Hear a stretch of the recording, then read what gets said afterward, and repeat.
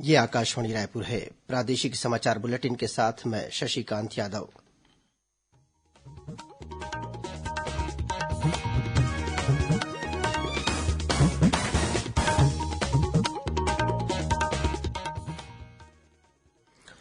और अब पेश है आज के मुख्य समाचार।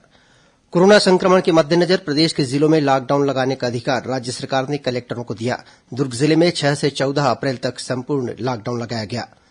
सरकारी और निजी क्षेत्र के कोविड टीकाकरण केन्द्रों को इस महीने राजपत्रित अवकाश सहित सभी दिन खुला रखने का फैसला।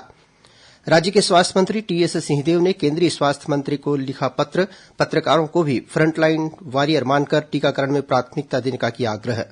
और ईसा मसीह को सलीब पर चढ़ाए जाने की याद में गुड फ्राइडे आज धार्मिक श्रद्धा के साथ मनाया जा रहा है।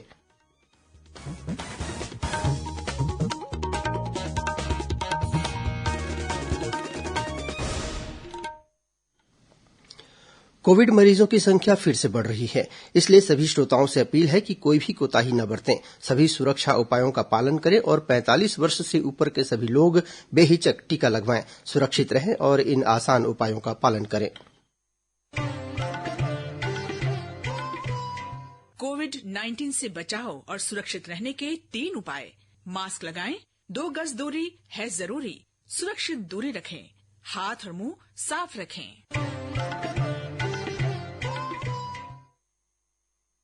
अब समाचार विस्तार से। छत्तीसगढ़ में अब किसी भी जिले में कोरोना संक्रमण की स्थिति को देखते हुए लॉकडाउन लगाने के बारे में निर्णय संबंधित जिले के कलेक्टर ले सकेंगे। राज्य सरकार ने लॉकडाउन के संबंध में निर्णय लेने का अधिकार जिला कलेक्टरों को दे दिया है। इसके बाद दुर्ग जिले में कलेक्टर डॉक्टर सर्वेश्वर नरेन्द्र भूरे ने 6 से 14 अप्रैल तक संपूर्ण लॉकडाउन लगाए जाने का निर्णय लिया है। लॉकडाउन के लिए कलेक्टर द्वारा जारी दिशा निर्देशों के अनुसार जिले की सभी सीमाएं सील रहेंगी। जिले में प्रवेश केवल ई पास के जरिए मिल पाएगा। पेट्रोल पंपों से सिर्फ शासकीय वाहन, एम्बुलेंस, मीडिया कर्मियों और एडमिट कार्ड दिखाने पर परीक्षार्थियों को ही पेट्रोल दिया जाएगा। सरकारी कार्यालयों में आम लोगों की आवाजाही पर प्रतिबंध होगा। बैंक और पोस्ट ऑफिस सुबह 10 से दोपहर 1 बजे तक ही संचालित हो सकेंगे। शादी और अंत्येष्टि के लिए पहले से अनुमति लेनी होगी। घर घर जाकर दूध बांटने वाले विक्रेता सुबह 6 से 7 बजे तक और शाम को भी 6 से 7 बजे के बीच अपना काम कर पाएंगे। न्यूज़पेपर हॉकर भी सुबह 6 से 8 बजे के बीच ही अखबार बांट पाएंगे। इन प्रतिबंधों से पेट्रोल पंपों, दवा दुकानों, रसोई गैस एजेंसी और चश्मा दुकानों को छूट रहेगी। कलेक्टर ने लॉकडाउन के दौरान नागरिकों से सहयोग की अपील की है। पिछले 10 दिनों से दुर्ग जिले में कोरोना के जो केसेस है उसमें काफी बड़ी मात्रा में वृद्धि हुई है। वो आने वाले समय में प्रिकॉशंस को देखते हुए हम लोगों ने 6 अप्रैल से लेकर 14 अप्रैल तक लॉकडाउन लगाने का निर्णय लिया है। ये पूर्ण जिले में प्रभावशील होगा। इसमें विशेष रूप से सभी लोगों से अपील है कि इसमें वैक्सीनेशन और टेस्टिंग, इस प्रकार ये जो 2 महत्वपूर्ण गतिविधियां हैं ये जारी रहेगी, क्योंकि कोरोना को हराने के लिए इन सभी चीजों का बहुत ज्यादा आवश्यकता है। सभी जो लोग हैं उनसे मेरा अपील है कि ये लॉकडाउन है, ये कुछ लोगों पे बहुत हार्ड रहता है, तो एक उपाय के रूप में इसको हम लोगों ने किया है, तो इसका सभी लोग अक्षरशः पालन करेंगे। इधर बेमेतरा जिले के नवागढ़ को जिला प्रशासन ने कंटेनमेंट जोन घोषित कर दिया है। इस दौरान सुबह 6 बजे से दोपहर 2 बजे तक ही दुकानें खुली रखने की अनुमति रहेगी। दोपहर 2 बजे के बाद संपूर्ण लॉकडाउन रहेगा। इस दौरान लोगों की आवाजाही पर प्रतिबंध रहेगा। देश में कल से 45 वर्ष से अधिक आयु के सभी लोगों को कोविड टीका लगाने का कार्य शुरू हो जाने के बाद टीकाकरण अभियान ने तेजी पकड़ ली है। छत्तीसगढ़ में कल एक ही दिन में 2378 केन्द्रों में 2,34,000 से अधिक पात्र लोगों को कोरोना टीका लगाया गया। इनमें 45 वर्ष से अधिक उम्र वाले करीब 2,25,000 लोग शामिल हैं। कोविड वैक्सीन लगवाने के लिए पात्र लोगों में उत्साह देखा जा रहा है। टीकाकरण के मामले में महासमुंद जिला प्रदेश भर में पहले स्थान पर आ चुका है। बीते 1 महीने के दौरान जिले में कोरोना टीकाकरण का 57% लक्ष्य हासिल कर लिया गया है। जिले में अब तक 1,16,000 से अधिक पात्र लोगों को वैक्सीन की पहली डोज दी जा चुकी है। कलेक्टर डोमन सिंह ने पात्र लोगों से जल्द टीका लगवाने की अपील की है। इधर बलरामपुर रामानुजगंज जिले में टीकाकरण के लिए जिला चिकित्सालय, सामुदायिक तथा प्राथमिक स्वास्थ्य केन्द्र और हेल्थ एंड वेलनेस सेंटर को टीकाकरण केन्द्र बनाया गया है। इन केन्द्रों में निर्धारित समय सीमा में पात्र लोगों की कतारें देखी जा रही हैं। उधर राजनांदगांव जिले के डोंगरगढ़ में भी टीकाकरण केन्द्रों में टीका लगवाने के लिए लोग उत्साह दिखा रहे हैं। कल शाम जारी आंकड़ों के अनुसार 15 केन्द्रों में करीब 2100 लोगों ने टीका लगवाया। Raipur collector doctor S Bharathidasan ने 45 वर्ष से अधिक आयु के सभी लोगों से जल्द वैक्सीन लगाने की अपील की है। 45 साल के ऊपर जितने भी लोग हैं उन सबको वैक्सीन लगाने की बात हुई है। पूरे रायपुर में करीब 243 जगहों पे वैक्सीन लगने की व्यवस्था रखी गई है। मैं सभी रायपुर के नागरिकों से यही अपील करना चाहूंगा, जो आपकी घर परिवार में या आप खुद 45 साल की उम्र पार कर चुके हैं तो अपने आधार कार्ड के साथ या और कोई भी जो आईडी कार्ड के साथ नजदीक जो केंद्र में जाएं, अपना वैक्सीन लगवाएं। वैक्सीन बहुत प्रभावी है, इससे कोई साइड इफेक्ट नहीं होगा। जो अफवाहें जो फैल रही है तो उसको ज्यादा ध्यान ना दें और इसमें जो वैक्सीन जितना जल्दी लगाएंगे और जितना जो मास्क और सोशल डिस्टेंसिंग फॉलो करेंगे, निश्चित तौर पे हम जल्दी से बाहर निकलेंगे। राज्य के मुख्य सचिव अमिताभ जैन ने सभी कलेक्टरों और पुलिस अधीक्षकों को कोविड टीकाकरण कार्य में तेजी लाने के निर्देश दिए हैं। उन्होंने कल वीडियो कॉन्फ्रेंसिंग के जरिए समीक्षा बैठक लेते हुए कहा कि कोरोना संक्रमण के प्रसार की रोकथाम के लिए सभी उपाय करने के साथ टीकाकरण को जन आंदोलन का रूप दिया जाए, जिससे अधिक से अधिक लोग टीकाकरण के लिए प्रेरित हों। श्री जैन ने टीकाकरण के लिए लोगों में जागरूकता लाने अधिकारियों को विभिन्न माध्यमों से प्रचार प्रसार करने को भी कहा।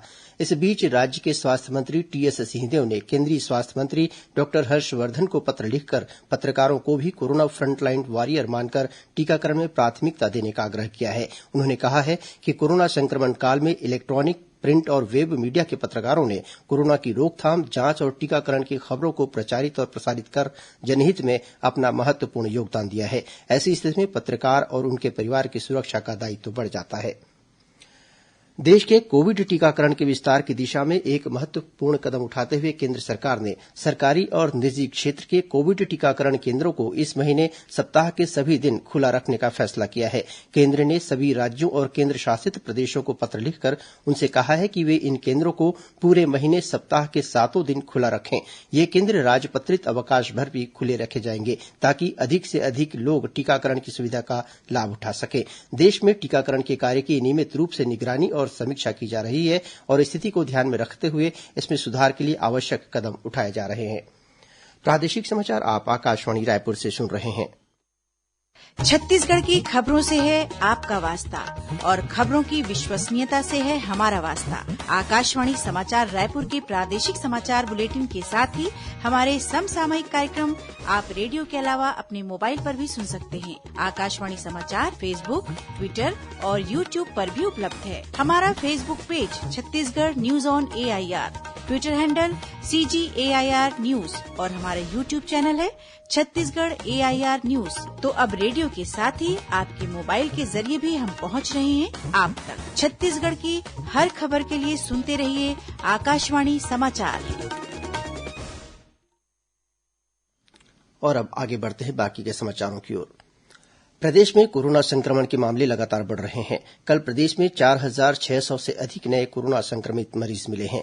प्रदेश में अब तक करीब 3,54,000 कोरोना संक्रमित मरीज पाए गए हैं।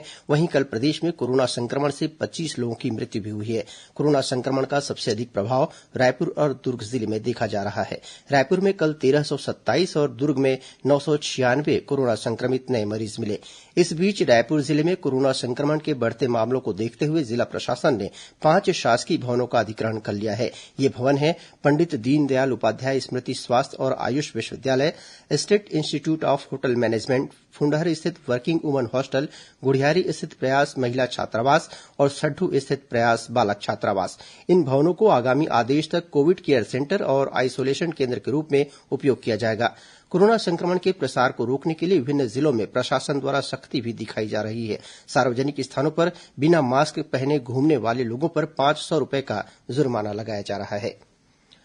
महासमुंद जिले के राष्ट्रीय राजमार्ग क्रमांक 353 से लगे खल्लारी के पास 2 दंतैल हाथियों को विचरण करते देखा गया है। इसके बाद वन विभाग ने मुनादी कराकर लोगों को सतर्क रहने की चेतावनी दी है।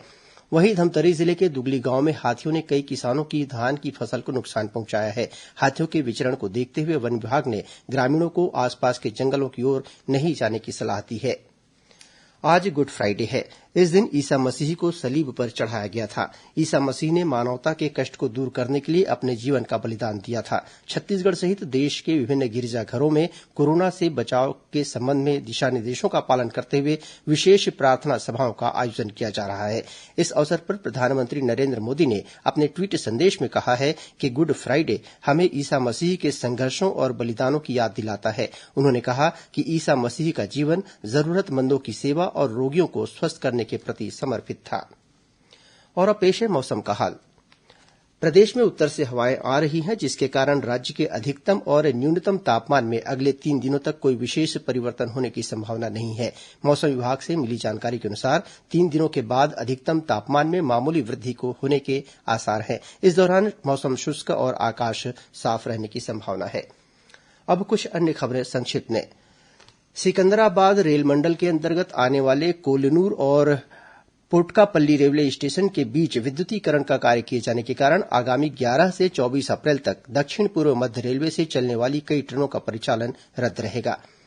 नारायणपुर जिले में 3 इनामी नक्सली सहित 4 माओवादियों ने पुलिस के समक्ष आत्मसमर्पण कर दिया। इनमें से 3 माओवादियों पर 7 लाख रूपये का इनाम घोषित था।